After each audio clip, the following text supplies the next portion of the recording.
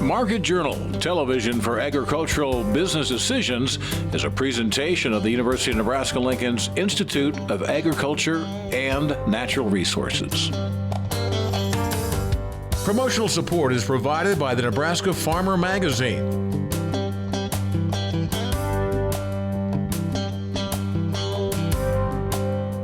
Hello everyone, I'm Bill Dodd and thanks for taking the time to join us today on Market Journal.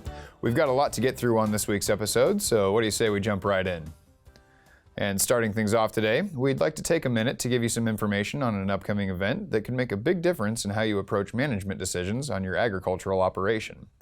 The 2021 Soil Health Summit is a chance for producers to gain valuable insight into just how beneficial soil is to their overall operations and how they can be better stewards of the lands they manage.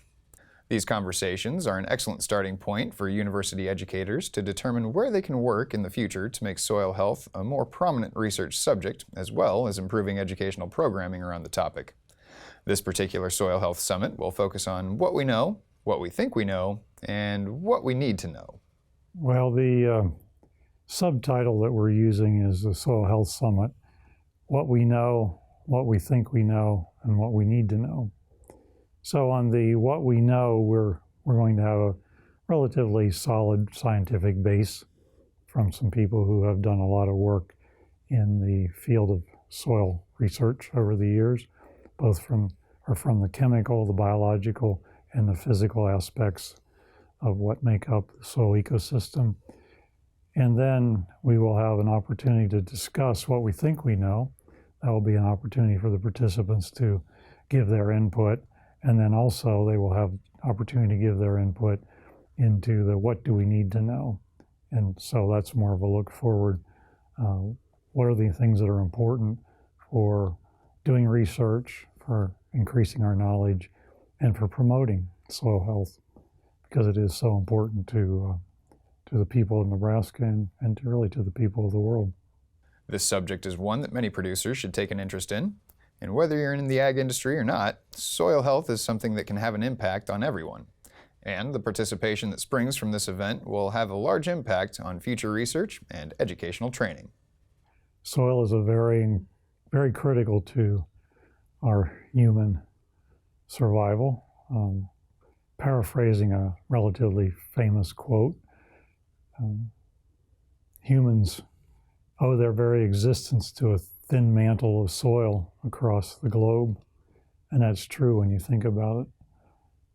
Much of our food comes from that soil, and keeping it in place and ensuring that it's very healthy and is very healthy to grow the crops and the grass that we depend so much on here in Nebraska is a very important topic. And we're hoping we have a very robust and engaged audience that gives us a lot of feedback on where to from here. If you're interested in attending the Soil Health Symposium, it'll be held on November 19th from 9:30 a.m. to 3:30 p.m. in the Great Plains Room of the Nebraska East Union. That's located at 1705 Arbor Drive here in Lincoln, Nebraska. The event is free to attend, however, registration will be required, and the deadline to RSVP is November 12th. If you'd like to register or learn more about the Soil Health Symposium, we've added a link to the registration page on the Market Journal website. Moving on to markets now, and the latest crop progress report shows the Midwest harvest progress fell off a bit due to widespread rainfall. Overall, corn harvest was up a few points to 74% nationwide, down from last year, but still ahead of the 5-year average. Meanwhile, soybean harvest is reportedly at 79% complete, falling short of last year's total to this point, as well as the 5-year average. I was joined earlier in the week to discuss those numbers and more with Tredas' Doug Simon. So let's get started here by talking about the latest crop progress report. It looked like things were slightly behind with corn and soybeans. Can I kind of get your take there? Well, they had a little bit of rain this last week. We had much, 5 inches in Lincoln, and so it's been a little wet around here. And the actual beans have been a little bit tougher because the beans have dried down, but they've been all the stems and everything's slow, so it's been a little bit tougher to get going. Seems like dews have been staying around, so maybe a little bit slow. You know, we're about 79% done and average about 81%. So we're a couple points behind on that. Corn, we're actually ahead of average, so and we're a little bit ahead of or behind last year, which, you know, it was drier, so things moved along pretty good. But, you know, corn's moving along, so everything's moving along pretty well right now. Doing a good job. Excellent. So Monday it appeared that corn futures were trending upward while soybean futures were down slightly. In your opinion, what are some of the factors that are driving those price movements? There's a lot of, I would call cost push inflation going right now with things going on in oil market that's kind of left over from COVID. Our rig counts in the U.S. are about 50% of what they were pre-COVID, like the Baker Hughes rig counts, so number of oil rigs. And that's partly a function of COVID and demand, but it's also partly because of change administrations and different policies, I think, on oil and carbon. And if you look at worldwide, we're still about 60% of what those were 3 years ago. So we've got, every day it seems like higher oil prices or nat gas prices. They've been pretty volatile this last week, but when you look at that, that's also pushing fertilizer prices higher. We're like we were in 2008 when oil went to 150 and fertilizer went up to about 1,100, bucks a ton. We're in that same range right now. So we've had a massive increase in fertilizer costs. So we've kind of got a demand pull from the ethanol side is really good ethanol margins. We've got low stocks on ethanol, high price on ethanol. Margins are great, so they're bidding up from the farm side, from those ethanol producers. On the export side are okay. They're not great. But the big thing is, I think, also looking into next year is that with those higher anhydrous prices, people are wondering, okay, am I going to pay up for that? Because people locked in stuff back in August, it was like $750 a ton, and now it's gone up to $1,100 a ton, so that's a big move. So people are starting to say, hey, am I going to plant more corn, or am I going to move over to beans? And that's kind of a big picture thing that's driving prices right now. So moving over to wheat. Planning's probably just getting pretty close to wrapped up, and futures were ending 22 cents higher at the beginning of the week. Can I get your thoughts there? Well, we've had a dry year this last year up in the north, in the Dakotas, and down parts of Texas, Montana. So we've been dry. So we've got just a lower crop, probably up in some of those spring wheat areas. And so when you look at Kansas City wheat and Chicago wheat, there for July of 22, they're both on par, right just under $8. And the spring wheat up in Minneapolis, which is a harder wheat that they use in a lot of bread and pasta and bagels, things like that, is less supply, and so their prices are up at $10.50. So we've actually kind of got a market now where we're paying more for protein up in those spring wheats, and also Kansas City typically trades at a premium to the Chicago wheat, which is a soft wheat that goes into biscuits and things of that nature. So we've actually got them on par, and typically we do pay more for premium because that's what's the most kind of precious thing in wheat is the premium, or is the protein. And before we wrap things up here, do you have any marketing risk management advice or strategies that you'd like to share with the viewers? Well, going back and talking about those fertilizer prices, and you look at, people are probably going to pay another $60 an acre for just nitrogen costs this year. We've also had other fertilizers that have gone up, largely because of some of the kinks in the economy from COVID. Nat gas prices, there's a big, massive inverse there. Nearby nat gas prices are higher, partly because of COVID, kind of kinks in the economy, but also because of the stuff that was going down on in Louisiana in the Gulf. So you've got those issues on the cost plus or push side of it. So right now you've got next year's price at $5.50 roughly. Nearby prices were $5.80 today on Tuesday. New crop beans and old crop beans are both in that kind of $12.50 level. So when you look at that kind of soybean to corn ratio, even though those costs are gone up quite a bit, you still need to be, and where they were earlier when people were able to lock in anhydrous, and like in the eastern side of the state, we were more $7.50 when they were offering that out back in August.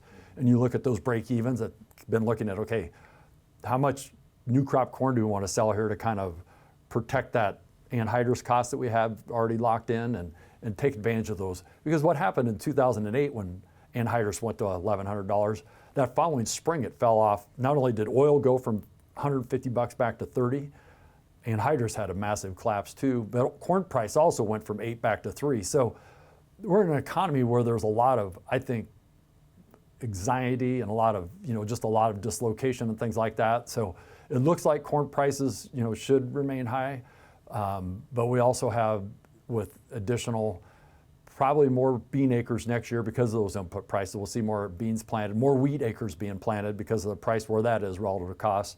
Corn acres could fall a little bit, but you're still going to see growing stocks between here and next year, assuming we don't have a big, it's a long way to look out in terms of what those yields are going to be, But if you've got 550 corn and 1250 beans, those are profitable numbers right now. If you go and look at Farm Docket from University of Illinois, they're looking at different cost of productions. They've got some really good things they've released here in the last several weeks. I mean, go look at those things and look at cost, kind of returns.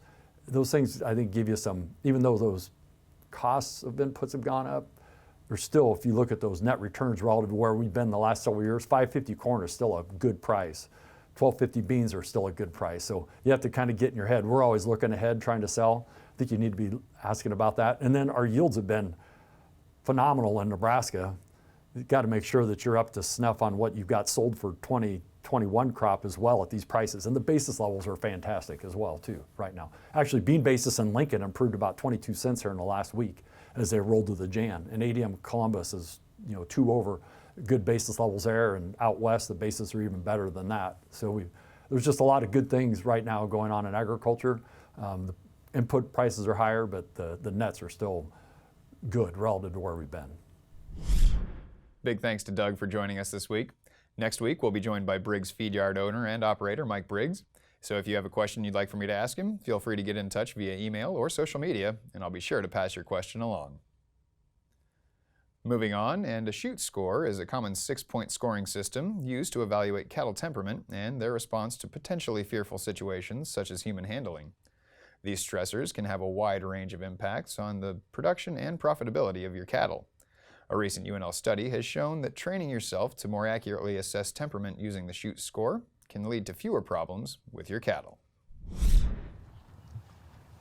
One main goal of any given cow-calf operation is to ensure one new cow-calf pair annually. This means productive performance is a key element of profitability. Studies have shown that high-stress temperament in cattle may cause disruptions in normal physiological processes of fertility. Likewise, calving rates may be negatively associated with aggressive temperament.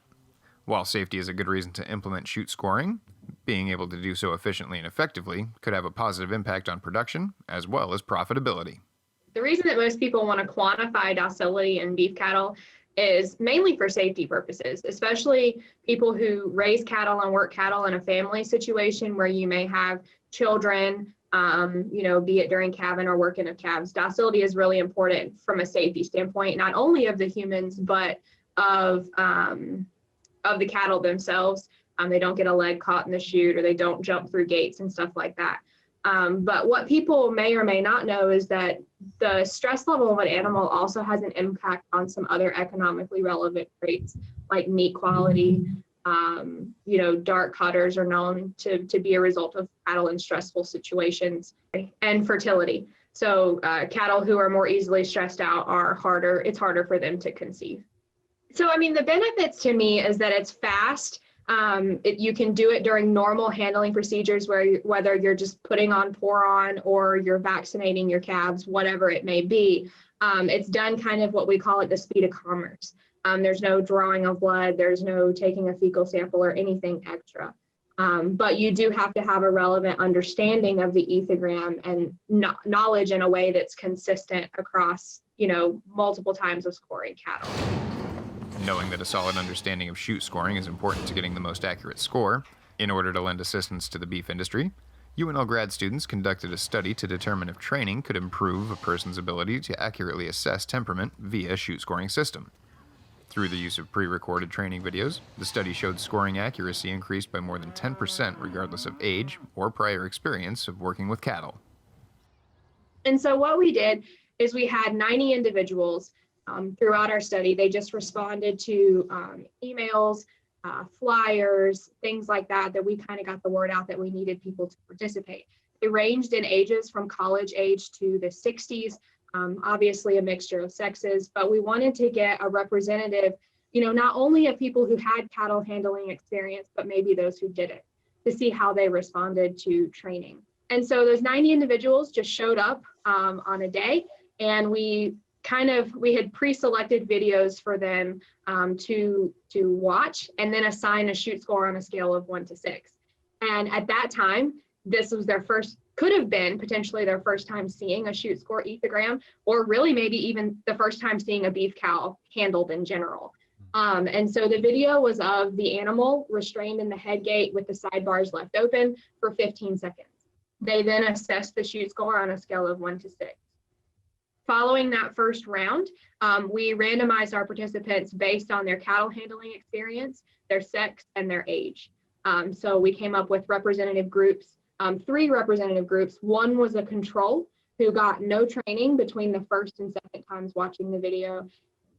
One treatment group who were only able to see a training video that we had pre-recorded. Within that training video, we walked them through the different behaviors they were seeing, why that qualified an animal for a certain number on the ethogram, and provided some examples for them to get them associated with using the ethogram.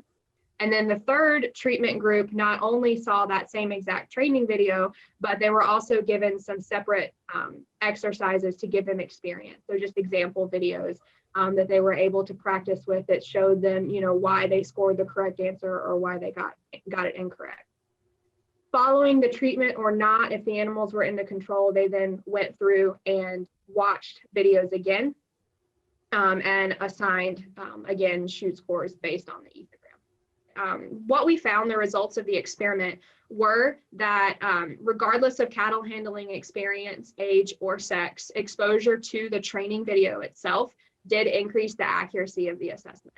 So, let's say someone received, an 80 on the test, the first time they went through, exposure to that training video increased their accuracy by over 10%. Great information there. If you'd like to learn more about assessing cattle temperament through the use of shoot scoring, we've posted a helpful link on the Market Journal website. Next up, Alan Kelling and his family have been raising sunflowers on their farm south of Ord for many years now. They embarked on a business plan originally to produce biodiesel from their homegrown sunflowers. However, that venture led to the family's research on processing sunflowers for cooking oil. That's how Simply Sunflower Cooking Oil was born. Now available in 350-plus retail stores across the country, the cooking oil is processed from the Kelling family sunflower crop and is packaged at a plant in North Loop.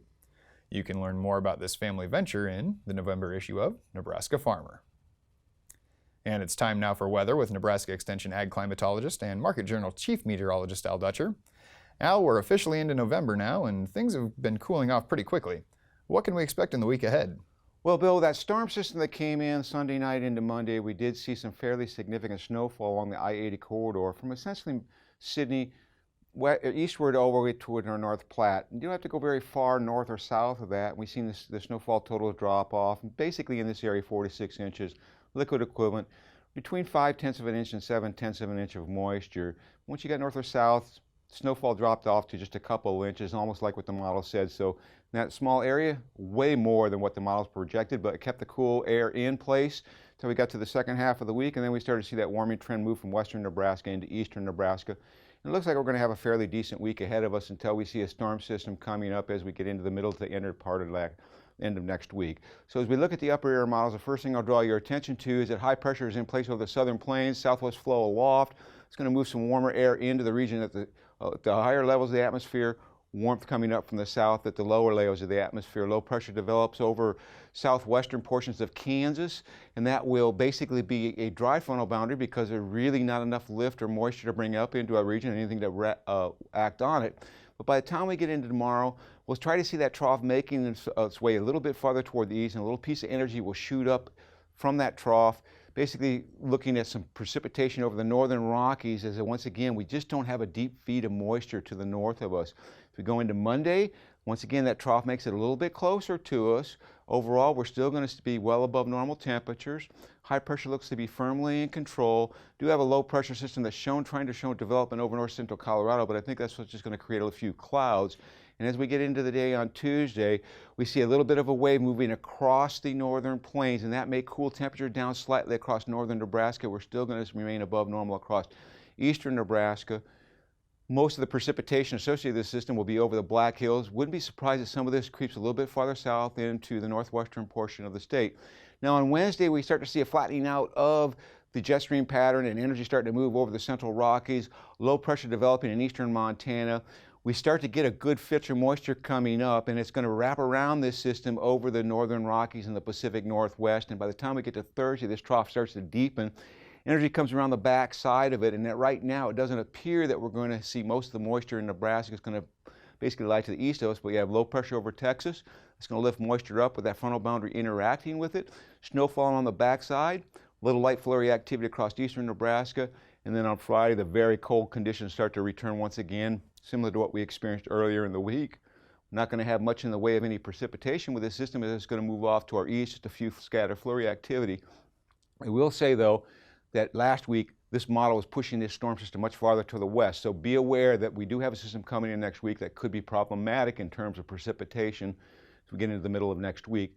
8 to 14 day forecast shows warmth rebuilding in the west, staying cool in the middle part of the country. In terms of precipitation, the dry pattern once again returns to the south of us, much more significant moisture to the east and the northwest of us. Quick look at the forecast for the month of November. Above normal temperatures for the western 2/3 of the state, and in terms of precipitation, basically equal chances above normal, normal, or below normal precipitation. Thanks, Al. Finally today, cattle producers will rely fairly heavily on harvested forages in their year-round feeding programs. Sampling and testing forages can be highly conducive to creating a feeding program that's nutrient-friendly and cost-effective. We recently spoke with Nebraska Extension educator Steve Niemeyer to learn more. One goal many cattle producers share is finding a way to reduce feed costs and increase grazing days. This usually requires the implementation of harvested forages as part of their feeding program. By testing forage, producers are able to create a nutritionally optimal and economically advantageous feeding program. Well, we're pushing pretty hard over the years to get your hay and feed samples for your beef cattle analyzed for nutrient requirements and stuff. So we're able to help you with ration balancing and make a diet for your cows. So just like protein and alfalfa hay can range from 10 to 25%.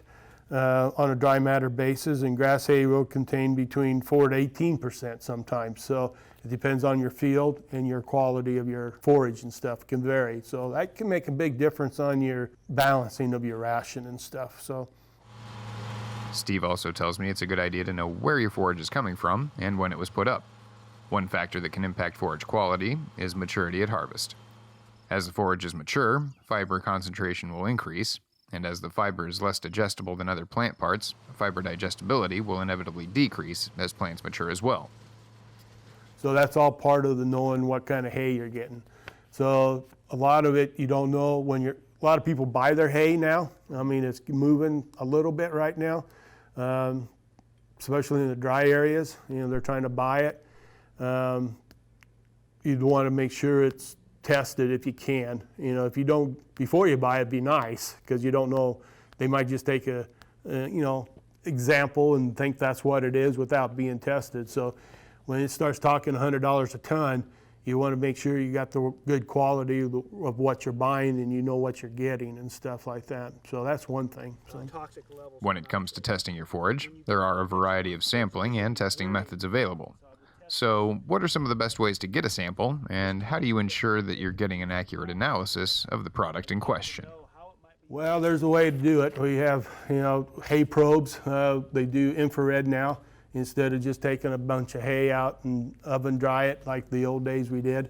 Some of the labs now, they'll do it through microwave, so it's a grinding process of the hay. So most of our hay is put up in round bales. So we're looking at probably 9 bales to sample per sample of quality for quality. We got a hay probe that we can use. Some of the extension offices with beef educators will have the probes. Then we just put electric drill on the side, portable drill, and we go inside the bale to get a couple samples. I can usually get 3 or 4 bales in this one canister, and you'd like to get a representation of your bales that you can. So it's a little trick to it, some equipment, and then we package it, and then you get tested for some different things. Once you've conducted the testing, it's time to put that information to work. For instance, livestock producers may want to save some high-quality hay for any animals in need of elevated nutrient requirements, while saving lower-quality hay for livestock with lower nutrient requirements, or animals that could use a higher level of fiber.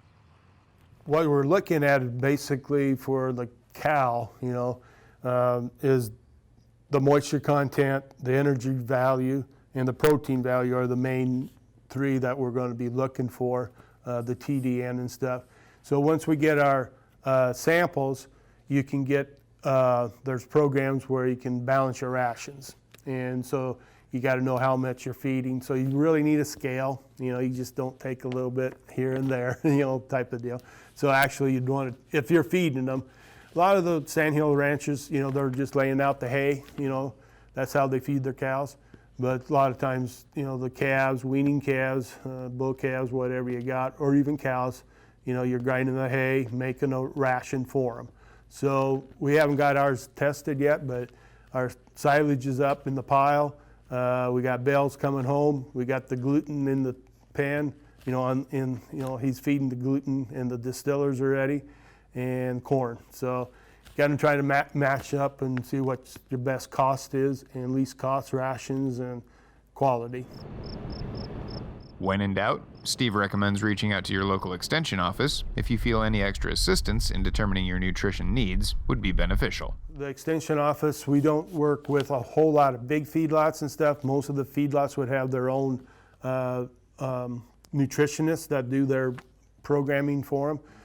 A lot of the cow-calf producers are a bit smaller sometimes, and they don't have the nutritionists helping them as much. So we have a few guys that are pretty good at ration balancing for the cows and stuff, and to see what you've got.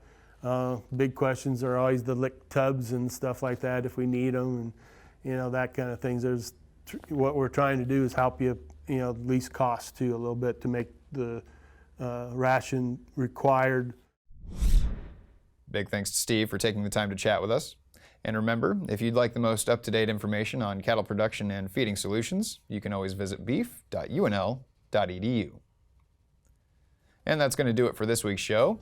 If you missed a story, you can be sure to download the Market Journal mobile app or follow us on social media to join in on the conversation. We'll hope to see you right back here next time. Till then, I'm Bill Dodd. Thanks for watching. Join Market Journal online at marketjournal.unl.edu. You can also follow us on Twitter, Instagram, and Facebook. Promotional support is provided by the Nebraska Farmer Magazine. Market Journal is produced by the University of Nebraska-Lincoln's Institute of Agriculture and Natural Resources.